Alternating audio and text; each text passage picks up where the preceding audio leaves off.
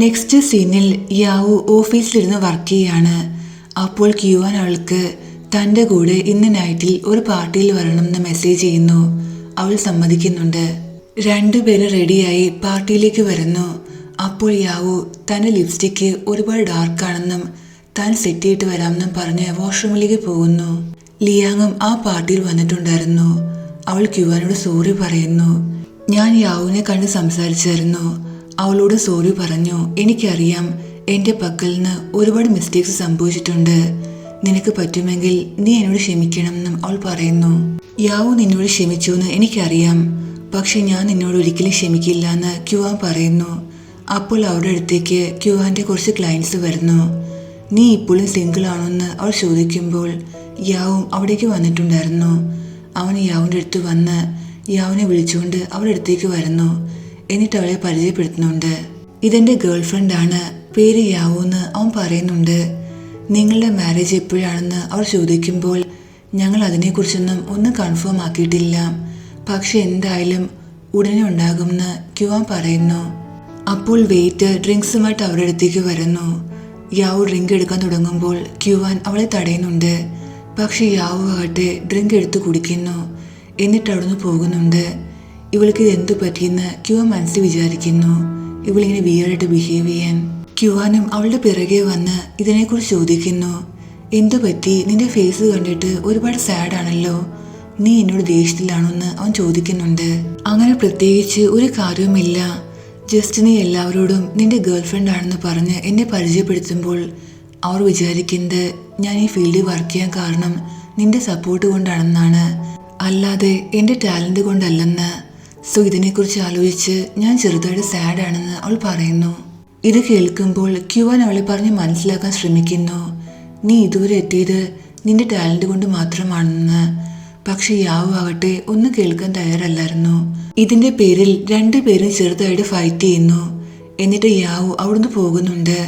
യാവുവിനോട് സംസാരിക്കാനായി Kuan അവളുടെ റൂമിന്റെ ഫ്രണ്ടിൽ വരുന്നുണ്ടെങ്കിലും പിന്നീട് സംസാരിക്കാതെ അവിടുന്ന് പോകുന്നു. നെക്സ്റ്റ് സീനിൽ ഓഫീസിലിരിക്കുമ്പോഴും ക്യുവാൻ ഒരുപാട് സാഡായിരുന്നു. അവൻ യാവുവിനെ കുറിച്ചാണ് ആലോചിക്കുന്നത്. അപ്പോൾ ലീജൻ അവിടേക്ക് വരുന്നു. ക്യുവാന്റെ ഫേസ് ഇത്രയും സാഡായി കാണുമ്പോൾ കാര്യം എന്താണെന്ന് ചോദിക്കുന്നുണ്ട്. എനിക്കറിയില്ല, യാവു എന്നോട് ദേഷ്യത്തിലാണ്, എന്താ കാരണമെന്നും എനിക്ക് എത്ര ആലോചിച്ചിട്ടും മനസ്സിലാകുന്നില്ല എന്ന് ക്യുവാൻ പറയുന്നു. അതേസമയം ഇവിടെ ജെൻസി യാവുവിനെ പറഞ്ഞ് മനസ്സിലാക്കാൻ ശ്രമിക്കുന്നു. ക്യുവാൻ എന്നെ ഒരുപാട് സ്നേഹിക്കുന്നുണ്ട്, ചിലപ്പോഴൊക്കെ നിന്നെ പ്രൊട്ടക്റ്റ് ചെയ്യാൻ വേണ്ടി അവൻ ചെയ്യുന്ന കാര്യങ്ങളെല്ലാം നിനക്ക് എക്സ്ട്രീമായി തോന്നുകയാണെന്ന് അവൾ പറയുന്നു. ഇവിടെ ലീജൻ ക്യുവാനോട് സംസാരിക്കുന്നു.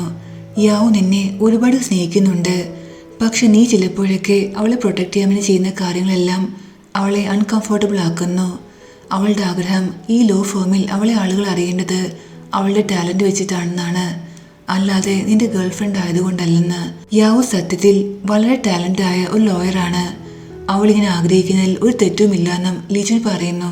ഇത് കേട്ട് ക്യുവാൻ എണീറ്റ് ഞാൻ ഇപ്പോൾ തന്നെ യാവുവിനോട് പോയി സംസാരിക്കാൻ പോവുകയാണ്, അല്ലെങ്കിൽ തന്നെ എന്നോട് ഇങ്ങനെ ദേഷ്യപ്പെട്ട് എത്തുന്നത് ഇരിക്കാൻ വേണ്ടിയായിരിക്കും അവൾ പ്ലാൻ ചെയ്യുന്നതെന്ന് ചോദിച്ച് അവൻ എണീക്കുന്നു. പക്ഷെ ലീജനാകട്ടെ അവനെ തടയുന്നുണ്ട്. നീ ഇപ്പോൾ യാവിന് കൊടുക്കേണ്ടത് കുറച്ച് സ്പേസും ടൈമും ആണ്, സോ നീ ഇപ്പോൾ പോയി സംസാരിക്കരുതെന്ന് ലീജൻ പറയുന്നു. നെക്സ്റ്റ് സീനിൽ ബാവറിനെയാണ് കാണിക്കുന്നത്. അവൻ ഒരുപാട് കരഞ്ഞുകൊണ്ട് ക്യുവാന്റെ റൂമിൽ നിന്ന് ഇറങ്ങി വരുന്നു.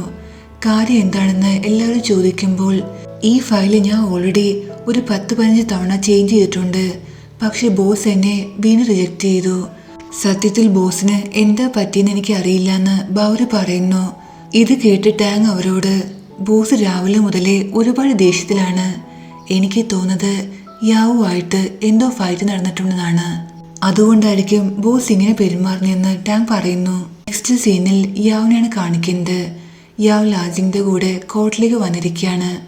അപ്പോൾ രണ്ടുപേര് ക്യുവാനെ യാവിനെയും കൂടെ സംസാരിക്കുന്നു. അവർ തമ്മിൽ ബ്രേക്കപ്പ് ആയെന്ന് കേട്ടെന്നാണ് അവർ പറയുന്നത്. ലാജിങ് ഇത് കേട്ട് ഞാൻ ഇപ്പോൾ തന്നെ അവരുടെ അടുത്ത് പോയി ഇതുപോലുള്ള ഫേക്ക് ഗോസിപ്പ് ഒന്ന് സ്പ്രെഡ് ചെയ്യുന്ന പറയാമെന്ന് അവൻ പറയുന്നുണ്ട്. അവൻ അവരുടെ അടുത്തേക്ക് പോകാൻ തുടങ്ങുമ്പോൾ ക്യുവാൻ അവിടേക്ക് വരുന്നു. അവൻ യാവിനോട് സംസാരിക്കാൻ വേണ്ടിയാണ് വരുന്നത്. ക്യുവാനെ കാണുമ്പോൾ ലായ്സിങ് ആകട്ടെ പേടിക്കുകയും ചെയ്യുന്നു. അപ്പോഴേക്കും ഒരു സീനിയർ വന്ന് ക്യുവാനെ വിളിക്കുന്നു. എന്നിട്ട് അവൻ്റെ അടുത്ത് വന്ന് എൻ്റെ മകൾ ഇപ്പോഴും നിന്നെക്കുറിച്ച് ചോദിക്കും, നിന്റെ ഗേൾഫ്രണ്ടുമായി നീ ബ്രേക്കപ്പായി ഞാൻ കേട്ടു എന്ന് പറയുന്നു. താങ്കൾ കേട്ടത് സത്യമല്ല. എൻ്റെ ഗേൾഫ്രണ്ടുമായി എനിക്കിപ്പോഴും നല്ല റിലേഷനാണ്. ഞങ്ങൾ ബ്രേക്കപ്പ് ആയിട്ടില്ല എന്ന് ക്യുവാൻ പറയുന്നു. നെക്സ്റ്റ് സീനിൽ യാവുനെ അവളുടെ ബോസ് ഓഫീസിലേക്ക് വിളിപ്പിക്കുന്നു. എന്നിട്ട് അവൾക്ക് ഒരു കേസ് കൊടുക്കുന്നുണ്ട്. ഈ കേസിൽ കുറച്ച് കോംപ്ലിക്കേഷൻസ് ഉണ്ട്. സോ നീ ഇത് വളരെ കെയർഫുള്ളി ഹാൻഡിൽ ചെയ്യണം. നമ്മുടെ ലോ ഫേമിനെ സംബന്ധിച്ച് ഒരു ഇമ്പോർട്ടൻറ്റ് കേസാണ് ഇതെന്നും അദ്ദേഹം പറയുന്നു. എന്നിട്ട് ഈ കേസിനെ കുറിച്ച് അവൾക്ക് പറഞ്ഞു കൊടുക്കുന്നുണ്ട്. ഈ കേസ് മിസ് ഷിൻഡിയാണ്. അവരുടെ ഹസ്ബൻഡ് മരിച്ചുപോയി. സോ അദ്ദേഹത്തിൻ്റെ അമ്മയാണ് മിസ് ഷിനെതിരെ കേസ് കൊടുത്തത്. കാരണം അവർ വിചാരിക്കുന്നത് തൻ്റെ മകനെ മിസ് ഷിൻ മാരി ചെയ്യാൻ കാരണം അവൻ്റെ സ്വത്തുക്കൾ കണ്ടിട്ടാണെന്നാണ്. അതുകൊണ്ട് തൻ്റെ മകൻ്റെ കമ്പനി സെയിൽ ചെയ്യാനാണ് മദർ ആഗ്രഹിക്കുന്നത്. പക്ഷെ മിസ് ഷിൻ ആകട്ടെ ഈ കമ്പനി വിൽക്കാൻ ഒട്ടും താല്പര്യമില്ല. തൻ്റെ ഹസ്ബൻഡ് എന്തുമാത്രം കഷ്ടപ്പെട്ടാണ് ആ കമ്പനി ആ നില എത്തിച്ചെന്ന് അവർക്ക് നന്നായിട്ട് അറിയാം. സോ അത് ഇങ്ങനെ കൈവിട്ട് കളയാൻ അവർക്ക് താല്പര്യമില്ല. ഇതെല്ലാം കേട്ട് ബോസ് താങ്കൾ അറിയേണ്ട ആവശ്യമില്ല. ഞാൻ ഈ കേസ് നന്നായിട്ട് സ്റ്റഡി ചെയ്യാം. എന്തൊക്കെ വന്നാലും ഞാൻ ഈ കേസ് ജയിക്കുമെന്ന് അവൾ പറയുന്നുണ്ട്. നിന്റെ ഒപ്പോണന്റ് ലോയർ ക്യുവാൻ ആണ്. അതുകൊണ്ട് നീ ഈ കേസ് ഹാൻഡിൽ ചെയ്യാൻ ആഗ്രഹിക്കുന്നില്ലെങ്കിൽ കുഴപ്പമില്ല, ഞാൻ മറ്റേതെങ്കിലും ലോയറിന് കൊടുക്കാമെന്ന് ആ ബോസ് പറയുന്നുണ്ട്. അതിൻ്റെ ആവശ്യമില്ല, ഞാൻ ഈ കേസ് ഹാൻഡിൽ ചെയ്തോളാമെന്ന് യാവു പറയുന്നു. നെക്സ്റ്റ് സീനിൽ യാവു മിസ് ഷിനെ കാണാൻ വരുന്നുണ്ട്. എന്നിട്ട് എല്ലാ കാര്യങ്ങളും തന്നോട് പറയാൻ പറയുന്നു. ഈ കേസ് എന്നെ സംബന്ധിച്ച് ഒരുപാട് ഇമ്പോർട്ടൻ്റ് ആണ്. എൻ്റെ മദറിൻലോ വിൽക്കണമെന്ന് പറയുന്ന ആ കമ്പനി എൻ്റെ ഹസ്ബൻഡ് ഒരുപാട് വർഷങ്ങൾ കൊണ്ട് കഷ്ടപ്പെട്ടുണ്ടാക്കിയതാണ്. ഞാൻ ഒരിക്കലും അത് വിൽക്കാൻ താല്പര്യപ്പെടുന്നില്ല എന്ന് മിസ് ഷിൻ പറയുന്നു. നെക്സ്റ്റ് സീനിൽ യാവു തൻ്റെ മൈൻഡ് ഫ്രഷ് ആക്കാൻ വേണ്ടി ക്യുവാൻ്റെ ഫ്രണ്ടിൻ്റെ ആ ലൈബ്രറിയിൽ വരുന്നുണ്ട്. എന്നിട്ട് അവൾക്ക് ഇഷ്ടപ്പെട്ട് ആ മ്യൂസിക് എല്ലാം കേൾക്കുന്നു. അപ്പോൾ ക്യുവാൻ അവിടേക്ക് വരുന്നു. അവനെ കാണുമ്പോൾ അവൻ്റെ ഫ്രണ്ട് വാട്ട് എ കോഇൻസിഡൻസ് എന്ന് പറയുന്നുണ്ട്. യാവു അവിടെ വന്നു എന്നറിയുമ്പോൾ അവൻ യാവുനെ കാണാൻ വേണ്ടി ഓടി വരുന്നു. പക്ഷെ അവളെ അവിടെയും കാണുന്നില്ല. മിക്കവാറും അവൾ പോയി കാണുമെന്ന് ഫ്രണ്ട് പറയുന്നു. നെക്സ്റ്റ് സീനിൽ ക്യുവാൻ യാവുനെ കാണാൻ വരുന്നു. നിനക്കറിയാവുന്നതല്ലേ നിന്റെ ഒപ്പോണന്റ് ലോയർ ഞാനാണെന്ന്. ഈ കേസ് ഏറ്റെടുത്തപ്പോൾ എനിക്കറിയില്ലായിരുന്നു ഞാൻ വാദിക്കാൻ പോകുന്നത് നിനക്കെതിരെയാണെന്ന്. അറിഞ്ഞിരുന്നുവെങ്കിൽ ഞാൻ ഒരിക്കലും ഈ കേസ് ഏറ്റെടുക്കില്ലായിരുന്നു. ഇപ്പോൾ എൻ്റെ മുന്നിൽ ഒരു ഓപ്ഷൻസും ഇല്ലയെന്ന് ക്യുവാൻ പറയുന്നുണ്ട്. കാരണം ഈ കേസ് ആദ്യം കിട്ടിയത് ക്യുവാനാണ്. ആ ടൈമിൽ ഒപ്പോണന്റ് ലോയർ ഒന്നും ഫിക്സ് ആയിട്ടുണ്ടായിരുന്നില്ല.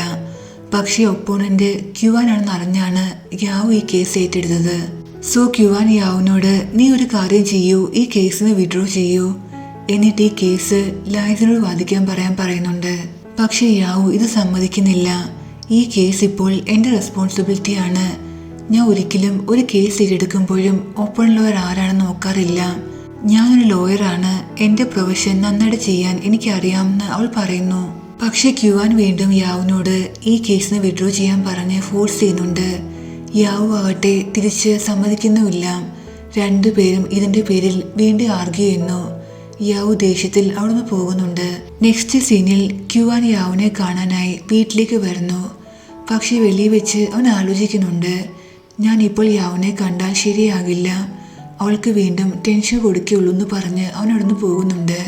അതേസമയം യാവു ഇവിടെ ക്യുവാനും വേണ്ടി ഫുഡൊക്കെ ഉണ്ടാക്കി ടേബിളിലെല്ലാം സെറ്റ് ചെയ്ത് അവന് വെയിറ്റ് ചെയ്യാണ്. അവൻ വരാതെ ആകുമ്പോൾ അവൾ സാഡാകുന്നുണ്ട്. ഈ സീനിൽ യാവു തൻ്റെ ഫ്രണ്ടായ ടിങ് ടിങ്ങിനോട് എല്ലാ കാര്യങ്ങളും പറയുന്നു. ഞാൻ ഇപ്പോൾ ഹാൻഡിൽ ചെയ്യുന്ന കേസിൻ്റെ ഒപ്പോണന്റ് ലോയർ ക്യുവാനാണ്. ഞാൻ ഈ ചെയ്യുന്നത് ശരിയാണോ അതോ തെറ്റാണോ എന്ന് എനിക്കറിയില്ല എന്ന് അവൾ പറയുന്നു. നിന്റെ ഈ പ്രശ്നത്തിൽ നിന്നോട് എന്ത് പറയണമെന്ന് എനിക്കറിയില്ല. എനിക്കൊരു കാര്യം അറിയാം, ക്യുവാൻ നിന്നെ ഒരുപാട് സ്നേഹിക്കുന്നുണ്ട്. നീ ഈ കേസ് ഏറ്റെടുത്തത് നീ ഒരു ലോയർ ആയതുകൊണ്ടാണ്. നിന്റെ റെസ്പോൺസിബിലിറ്റിയാണ് ഈ കേസ് ഏറ്റെടുക്കുക എന്നത്. സോ നിനക്ക് ഫൈറ്റ് ചെയ്യാൻ ആഗ്രഹിക്കുന്നുണ്ടെങ്കിൽ നീ ഫൈറ്റ് ചെയ്യുക. പക്ഷേ ഒരിക്കലും ഈ കേസിൻ്റെ പേരിൽ നിങ്ങൾ തമ്മിലുള്ള പേഴ്സണൽ റിലേഷന് ഒരു പ്രശ്നം ഉണ്ടാകരുതെന്ന് ടിങ് ടിങ് പറയുന്നുണ്ട്. അപ്പോൾ യാവുനൊരു കോൾ വരുന്നു. മിസ് ഷിൻ സൂസൈഡിന് ശ്രമിച്ചു എന്ന്. ഇത് കേട്ടുടനെ അവൾ ഹോസ്പിറ്റലിലേക്ക് വരുന്നു. എന്നിട്ട് മിസ് ഷിനെ കാണുന്നുണ്ട്. എനിക്കറിയാം താങ്കൾ ഒരുപാട് ഡിസ്റ്റർബ്ഡ് ആണെന്ന്. അതുകൊണ്ടാണല്ലോ താങ്കൾ സൂസൈഡിന് ശ്രമിച്ചത്. പക്ഷേ ഞാൻ താങ്കളോട് പ്രോമിസ് ചെയ്യാണ്, എന്തൊക്കെ വന്നാലും ഞാൻ ഈ കേസ് ജയിക്കും. താങ്കൾ ഒന്നിനെക്കുറിച്ചും അറിയേണ്ട ആവശ്യമില്ല എന്ന് യാവ് പറയുന്നു. ഹോസ്പിറ്റലിൽ വെളിയിലേക്ക് വരുമ്പോൾ യാവ് മനസ്സിൽ ആലോചിക്കുന്നു, എത്രയും പെട്ടെന്ന് ഈ കേസ് ജയിക്കാനുള്ള ഇൻഫോർമേഷൻസ് എനിക്ക് കളക്ട് ചെയ്യണമെന്ന്. സോ അതിനുവേണ്ടി അവൾ പല പല ആളുകളെ മീറ്റ് ചെയ്യുന്നുണ്ട്, അവരോട് സംസാരിക്കുന്നു. നെക്സ്റ്റ് സീനിൽ ഫൈനലി ചെൻസി ലീജൻ്റെ ഓഫീസിൽ വർക്ക് ചെയ്യാൻ വരുന്നു. അവൾക്ക് വേണ്ടി സ്പെഷ്യലായി ഒരു ക്യാമ്പിനെല്ലാം അവൻ ഒരുക്കിയിട്ടുണ്ടായിരുന്നു. ഇതെല്ലാം കണ്ട് അവൾ ഒരുപാട് ഹാപ്പിയാകുന്നു. അപ്പോൾ അവൾ നോക്കുമ്പോൾ ക്യുവാൻ വളരെ ദേഷ്യത്തിൽ നടന്നു പോകുന്ന കാണുന്നു. അവനെ കാണുമ്പോഴേ എല്ലാ എംപ്ലോയീസും പേടിച്ചു മാറുന്നുണ്ട്. ഇതെല്ലാം കണ്ട് ചെൻസി എന്തു പറ്റി, ക്യുവാനെ കാണുമ്പോൾ എന്തിനാ എല്ലാവരും പേടിക്കുന്നതെന്ന് ചോദിക്കുന്നു. യാവ് ഈ ഓഫീസിന് പോയ ശേഷം എംപ്ലോയീസ് മാത്രമല്ല ഞാനും ക്യുവാനെ ഒരുപാട് പേടിക്കുന്നുണ്ടെന്ന് ലിജോൻ പറയുന്നു. നെക്സ്റ്റ് സീനിൽ ക്യുവാൻ തൻ്റെ വില്ലയിലിരുന്ന് വർക്ക് ചെയ്യാണ്.